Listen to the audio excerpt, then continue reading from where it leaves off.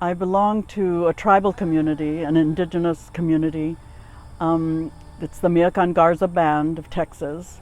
It's a state legislature recognized tribe of Texas. For 16 years, I was an executive director for Indigenous Cultures Institute, and I currently sit on the board of elders.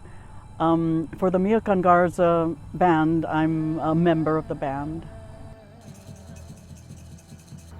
I'm a member of the Miacan Garza Band of Texas, in which we have a nonprofit, and that's the Indigenous Cultures Institute. I'm a member of the Indigenous Cultures Institute. There were over 200 small bands of families, and they all had their own language and a slightly different culture, but they spoke one common language to be able to communicate with each other, and linguistics called that language the Coahuiltecan language.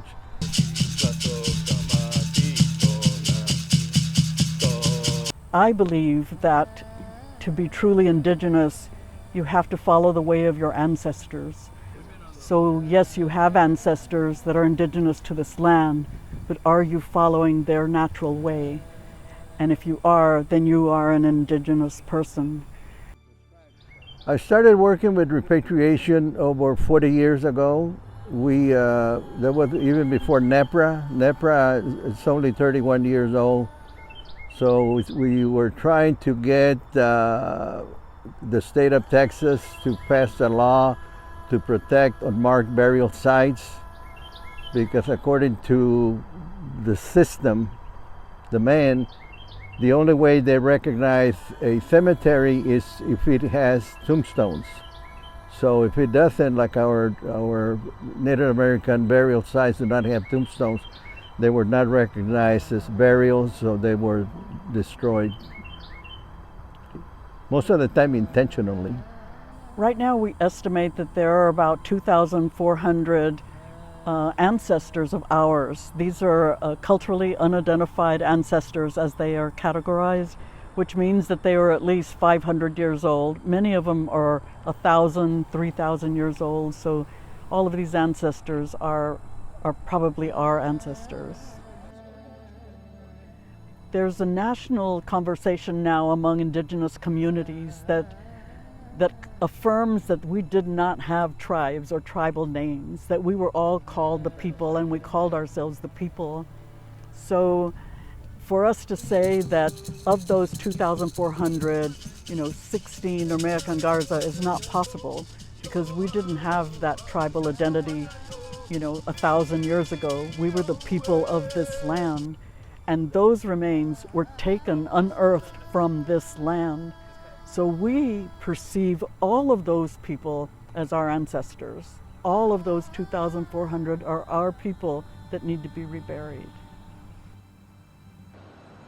There's a J.J. Pickle campus at the University of Texas. So looking at it from the outside, you see our ancestors are placed in an old, reused building, and in the inside they keep them in cardboard boxes.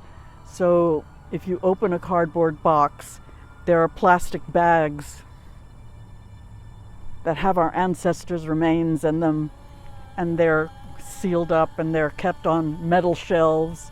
Lots of metal shelves that go down into this room and just piled with boxes and boxes and boxes, 2,400 boxes of our people.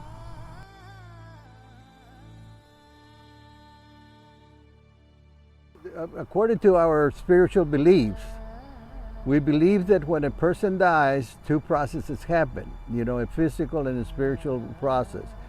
The physical process is that the remain is, especially when it's buried on the ground, it starts disintegrating and starts becoming part of the earth again. It starts becoming part of the trees, of the grass, everything that's there.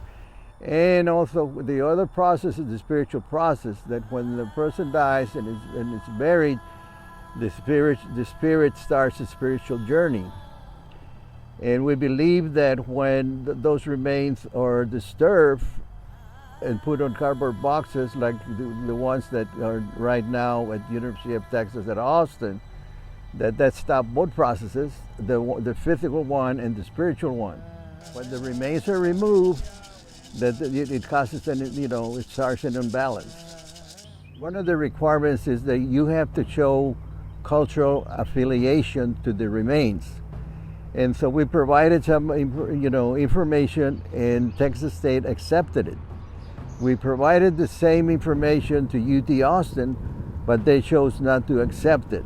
And so, I mean, right now the way the law is, the institution that has the remains are the ones who determines if the information that you present concerning cultural affiliation is correct or not, or are they going to accept it or not. And if they do not want to give you the remains, of course they're not going to accept that. And they're going to say, no, this doesn't prove cultural affiliation. We don't know who is making the decisions for UT. Apparently, we and I say that because the president of UT Austin gave us a promise in writing to return the remains, and that's almost 3 years ago, and that has not happened. So we feel that tells us that the president of UT doesn't have the power to make that promise. If you could say anything to UT and those who reside within the Texas Archaeological Research Laboratory, what would you say to them? Oh boy. Well, I would say, we know that most of you understand that what you're doing, holding on to our ancestors, is wrong. We know that you understand that. And we believe that there are people above you who are keeping you from returning them. And there are people, lawyers at UT, who are misleading you and giving you wrong information and misinterpreting the law, the NAGPRA law. And that may be cleared up soon because the law is going to be changed. But if you will stop and think about what is the basic premise of the NAGPRA law, and that is to rebury the ancestors. So why hold on to any stringent rule or detail that would keep you from doing that? Why not open your doors to the NAGPRA laws that allow you to rebury these people, to allow you to hand them over to indigenous communities? Why not do that? Why not do the right thing? That's what you have to look into your hearts for. What is the right thing to do? I would ask him, is this what your mother taught you? Is this what your mother taught you? I mean, just ask your mother what you should do and do that. My husband and I are, he's 80 and I'm 75, and he has been working on this issue for over 40 years. So this has been a lifetime task for us, right? A lifetime responsibility. And we know that we're not going to see it happen in our lifetime. But we have a very large community of young people who are committed to this. And we have a community of people who are local and who know us statewide who are also committed to this. So after we're gone, we know that the work will continue. This fight is not over, and it's not going to be over until all the remains are returned to Mother Earth. Whether that happens in 20 years, or that's going to happen in 100 years, or that's going to happen in 1,000 years. But it's not going to be over.